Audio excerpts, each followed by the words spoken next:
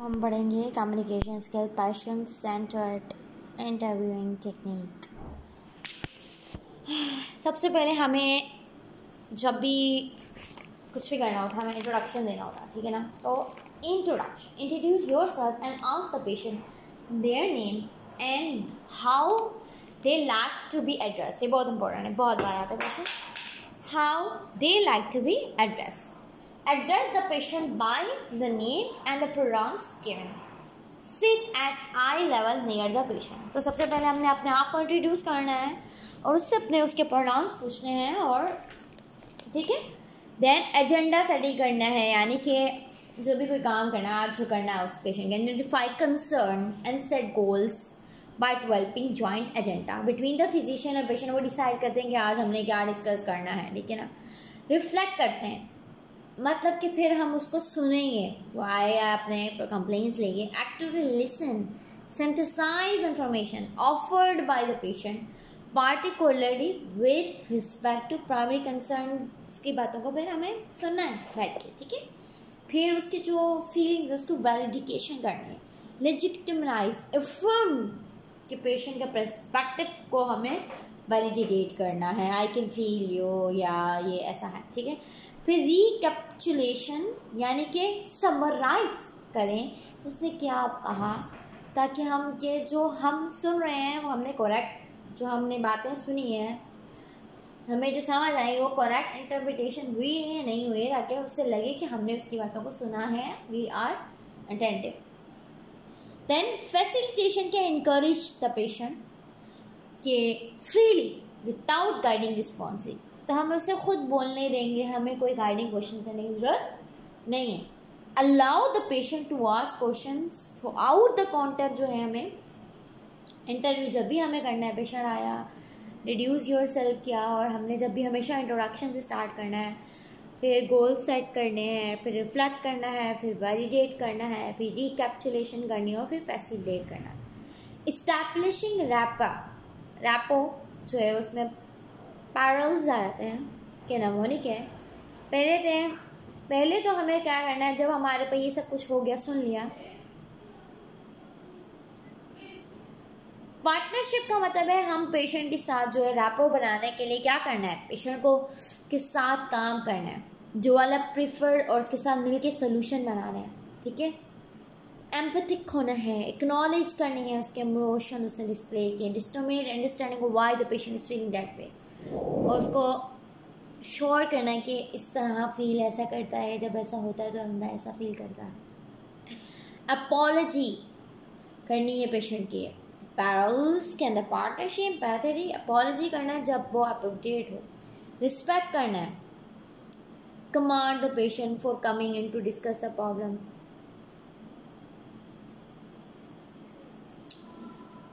Command the patient for coming into discuss a problem, pushing through challenging circumstances। उसको हमें push करना है, keep a positive attitude, और other constructive behaviour के बारे में उसको बताना है। लेजिटिमाइजेशन, उसको ये बताना है कि जितने भी इमोशनल जो हमारे पास रिस्पॉन्सेज हैं वो हमें अंडरस्टैंड कर रही हूँ, ये कॉमन है, ताकि उसको लगे सबके साथ होता है, या मैं अंडरस्टैंड कर रही हूँ, मुझे समझ आ रही है आपके साथ होता है क्योंकि मैंने ऐसा देखा है। Support, reassure patient that you will work together, साथ काम करेंगे थ्रू डिफ़िकल्ट टाइम्स में, एंड ऑफर करेंगे अप्रोप्रिएट रिसोर्सेज अगर चाहिए। तो हमारे पास रैपो बनाने के लिए हमें क्या करना है, पार्टनरशिप करनी है, एम्पैथेटिक होना है, अपॉलॉजी करनी है अगर कुछ जब भी हमें करनी तो करनी है, रिस्पेक्ट करनी है, और उनको पॉजिटिव एटीट्यूड की तरह लेके जाना है, अच्छी तरीके से उनके बिहेवियर को कंस्ट्रक्टिव करना है, और लेजिटिमाइजेशन करनी है कि आपके इमोशंस कॉमन हैं, मैं आपके साथ हूँ, लास्ट में सपोर्ट है। अब स्पाइक क्या है, किस तरीके से हमें बैड न्यूज़ को हमें देना होता है, ये हमारी यूनिवर्सिटी में बहुत सारा फाइनल में सिर्फ यही सिखाते हैं, स्पाइक्स, ठीक है। बहुत कुछ सिखाते हैं लेकिन स्पाइक्स तो लाजमी सिखाते हैं। सेटिंग करनी होती है, offer in advance for the patient to bring support लानी है। Eliminate destruction, ensure privacy and sit with the patient. सबसे पहले तो प्राइवेसी रखनी है, उनको पहले से बता देना है। स्पाइक का मतलब कि सेटिंग पहले से करनी है, या आपने अपने साथ किसी को लाना है, फिर प्राइवेसी के अंदर रखना है। हम यही सवाल पेशेंट से करते हैं। परसेप्शन क्या मतलब है? फिर हम उससे पूछते हैं क्या आप इस बीमारी के बारे में जानती हैं जो आपको हो गई है। Determine the patient understanding of expectation of the future. आपको क्या लगता है, आपको क्या बीमारी है, कुछ आपको उसके बारे में पता है, पहले ये पूछना। फिर इन्विटेशन कहना है कि क्या आप मुझे इजाज़त देती हैं कि मैं आपको आपकी बीमारी के बारे में बताऊं, और आप कितना जानना चाहते हैं।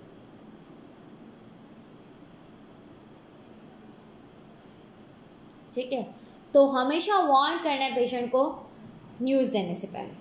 फिर नॉलेज शेयर करनी, share the information in small pieces without medical jargon, allowing time to better assess the patient। ठीक है ना, थोड़ी थोड़ी अमाउंट में देंगे। नेक्स्ट थिंग क्या है,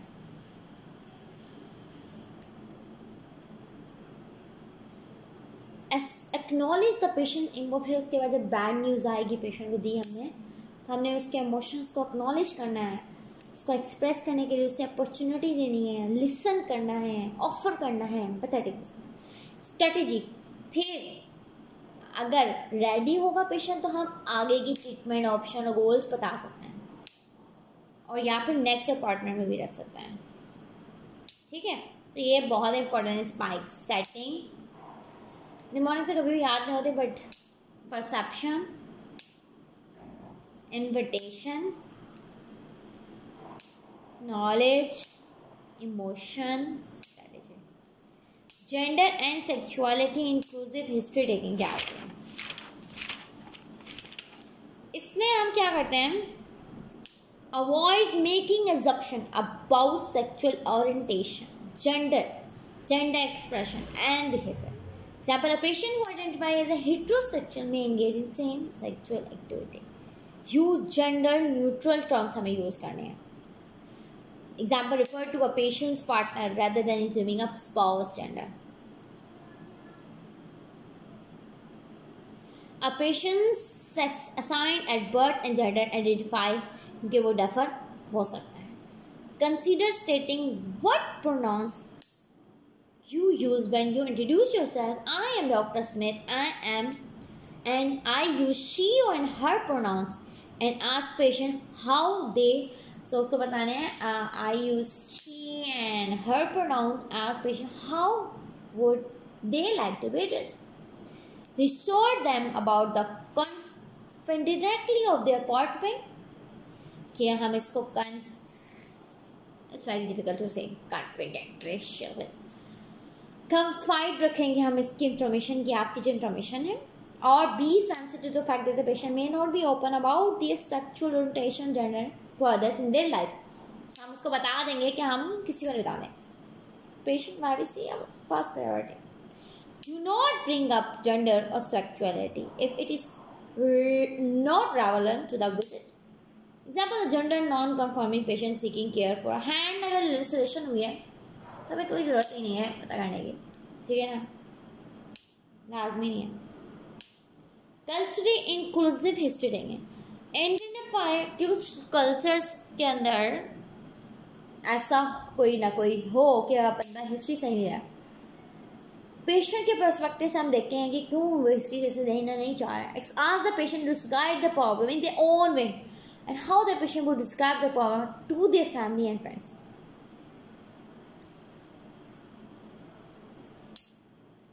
Identify culture perception of factors leading to a problem. Ask the patient to explain why they think they are experiencing their problem. Identify how the patient background influences their problem. Ask the patient about what makes their problem better or worse. क्या चीज़ इस problem को verse करती, क्या चीज़ को better करती है। Investigate roles of family, community and spirituality. Identify how culture may impact current and क्या आपके जो कल्चर उसकी वजह से फ्यूचर के या करंट इंटरवेंशन कैसे होगी। Ask the patient if they have any concern about the current plan of treatment and if they have any suggestions, क्या आपके कल्चर से कोई हटकी तो नहीं है।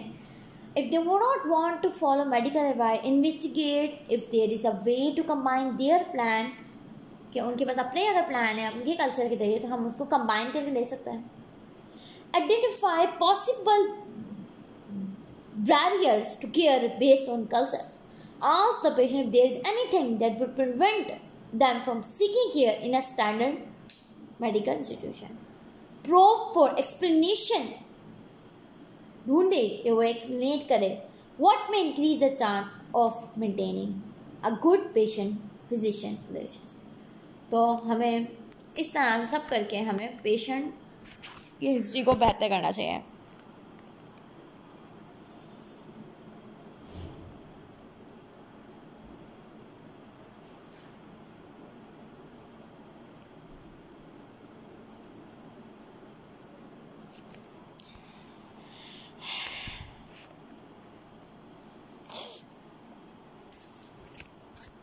अब हमारे पास आता है नेक्स्ट अप है मोटिवेशनल इंटरव्यूइंग. बहुत ज़्यादा आता है हमारे पास मोटिवेशनल इंटरव्यूइंग करना.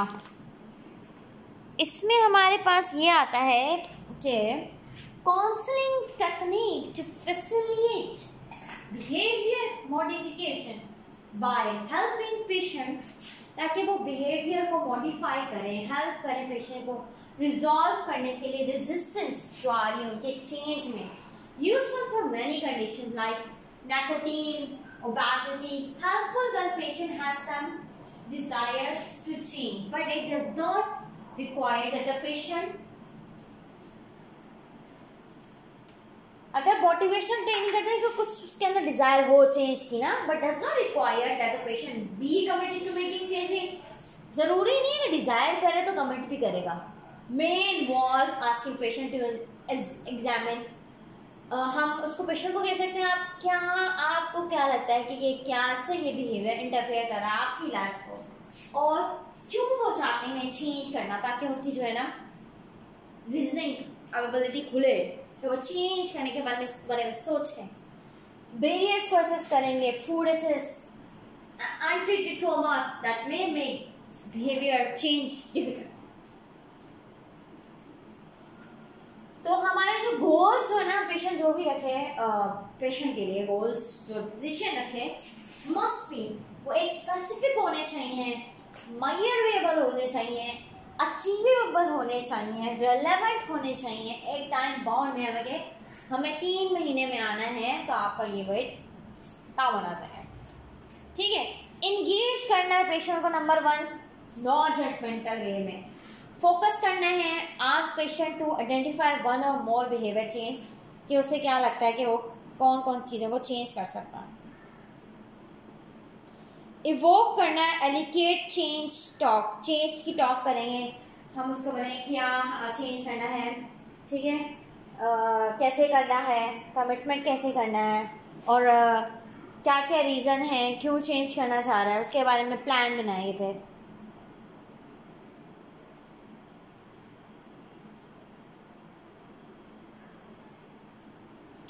अगर कोई अब्यूसिव ड्रग यूज़ कर रहा है तो हम वैलिडेट करेंगे पेशेंट के अब्यूसिव ड्रग को पहले, तो कि अगर उसको कोई कंसर्न है अब्यूसिव ड्रग लेने में क्यों, तो इंगेज करेंगे नॉन जजमेंटल में कि वो कैसे ले रहा है मेडिकेशन को, और एक्सप्लोरिंग रीजंस फॉर, हमें पता करना है कि वो मेडिकेशन का अब्यूज़ कर रहा है या नहीं कर रहा है. तो वी विल बी डूइंग क्या, हम उसको क्या कहेंगे, हम उसको मेडिकेशन पूछेंगे कैसे ले रहा है और क्या रीज़न है कि वो बार बार एस्केलेटिंग यूज़ के लिए आ रहा है. ठीक है. देन हमारे पास क्या आता है, ट्रॉमा इन्फॉर्म्ड केयर. इसके अंदर आता है trauma informed care. Patient with history of psychological trauma should receive through out behaviour health screenings होनी चाहिए उनकी. ठीक है. जिनको भी इन्फॉर्म ट्रॉमा होता है उनको एसेस करना चाहिए हमें रेगुलरली. उनके मूड को देखना चाहिए, उनका देखना चाहिए कि जो ट्रॉमा के बाद सब्सटेंस अब्यूज़ होता है, सोशल सपोर्ट कैसी है, सुसाइड का रिस्क तो नहीं है, focus assessment on trauma related symptom that impair, social occupational function. हमें डिटेल्स ऑफ द इंसिडेंट के अंदर नहीं जाना चाहिए ट्रॉमा के जब तक पेशेंट खुद ना बताना चाहे। Always be empathetic. Do not ask invasive question requiring the patient to desire trauma in detail. Describe. Ask permission prior to discussion. हमें हमेशा पूछना चाहिए कि हम अब इस चीज़ के बारे में डिस्कस कर सकते हैं। आप बताना चाहते हैं नहीं बताना चाहते वो आप पर डिपेंड करता है, ठीक है। हम उसको डिटेल्स बताने का बिल्कुल नहीं कहें। Before the physical exam reassure patient that they may signal, उसको बोलना है कि उसको एंड कर सकते हैं the experience too much physical और emotional discomfort. Offer the presence of additional सब स्टाफ अगर उसे चाहिए तो हम दे सकते हैं। The 4 hours of trauma care realize, recognize, respond, resist re-traumatization. Communicating with patient with disabilities. तो अगर पेशेंट जो है वो हमारे पास डिसेबल है, टीज के साथ आ रहा है, patient identified with person first, that is a person. तो पहले हम पर्सन को बोल सकते हैं अ पर्सन विद डिसेबिलिटी, हम या बोल सकते हैं अ डिसेबल पर्सन। तो हम पहले पेशेंट से पूछेंगे कि आप what term they use, a disable person, a person with disability. Under most of and talk directly to the patient. तो हमेशा हमें बार जो डिसेबल है हमेशा पेशेंट से डायरेक्टली टॉक करना है। Do not assume that non verbal patient do not understand. तो मतलब ये नहीं है कि वो बात नहीं कर रहा तो वो अंडरस्टैंड नहीं कर रहा, हमेशा पेशेंट से बात करनी है।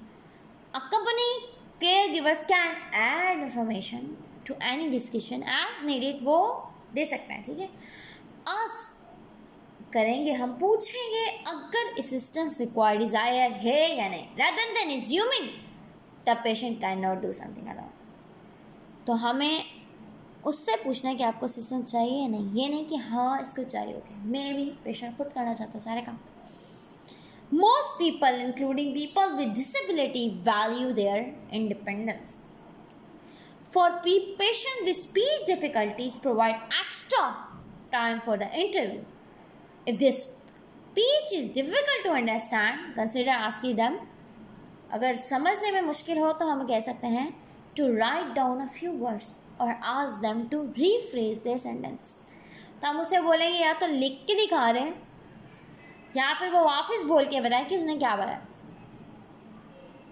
और फिर आप जो है उसको रिपीट करके बताएं क्योंकि आपको समझ नहीं आ रही। What they said to ensure you understand it correctly. Repeat करेंगे, रिफ्रेश करेंगे, रिपीट करेंगे। For patient with a cognitive impairment use concrete specific language, ask simple direct question, eliminate background noise and distraction, do not assume the patient can read, adjust how the patient understand best, use hand gesture or ask them to demonstrate a task. Ask patient who are deaf or hand hearing their preference। अगर कोई def है या उसे सुनाई नहीं देता तो पूछेंगे कि वो कौन से मेथड से यूज़ करता है। यूज़ लाइट टच और वेविंग, हम उसको लाइट टच करेंगे, वेव करेंगे अटेंशन के लिए। For patient who prefer to speak and lip read, eliminate, लेकिन वो पेशेंट जो खुद बोलना चाहते हैं, ठीक है, लिप रीड कर लेते हैं, उनके लिए हमें बैकग्राउंड नॉइज़ को एलिमिनेट करना चाहिए, पेशेंट के बिल्कुल सामने बैठना चाहिए और अपनी जो मोड ऑफ स्पीकिंग है उसको बिल्कुल चेंज नहीं करना चाहिए डेफ के लिए। Consider using an interpreter when necessary, अगर इंटरप्रिटेटर चाहिए तो हम उसको ऐड कर सकते हैं।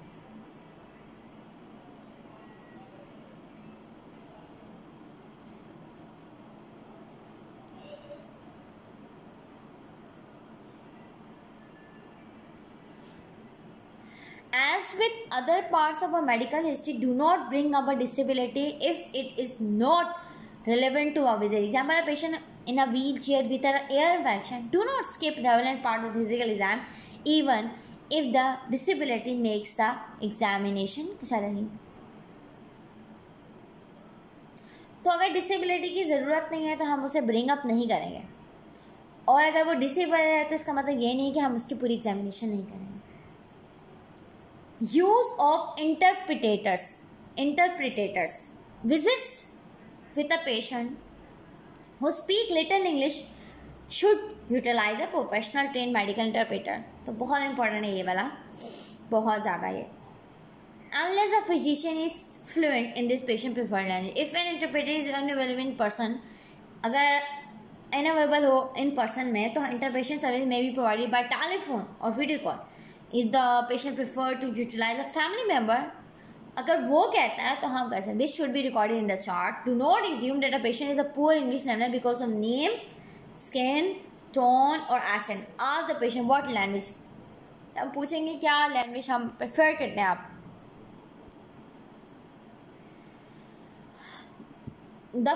आप कैसे बैठना है, उसको आई कांटेक्ट बनाना है और डायरेक्टली उनको स्पीक टू देम डायरेक्टली, ठीक है। आप without use of third plate message tell him, यहाँ पे ये करते हैं ना, चलो तुम उसको बता दो मैंने ये बोला है, इंटरप्रिटेटर को बोलते हैं ना, ऐसा नहीं करना है। यहाँ हमें उस पेशेंट से डायरेक्टली खुद बात करनी है। For in person spoken language interpretation, अगर इन पर्सन अगर हमारे पास आ गया है, लैंग्वेज इंटरप्रिटेशन हो रही है, वो बंदा पकड़ है, तो जो इंटरप्रिटेटर है उसको या तो वो नेक्स्ट पेज भेजेगा या तो साथ बैठेगा, नेक्स्ट होगा पेशेंट के, यहाँ पे स्लाइटली बिहाइंड होगा पेशेंट के, ठीक है, जो बोल रहा होगा,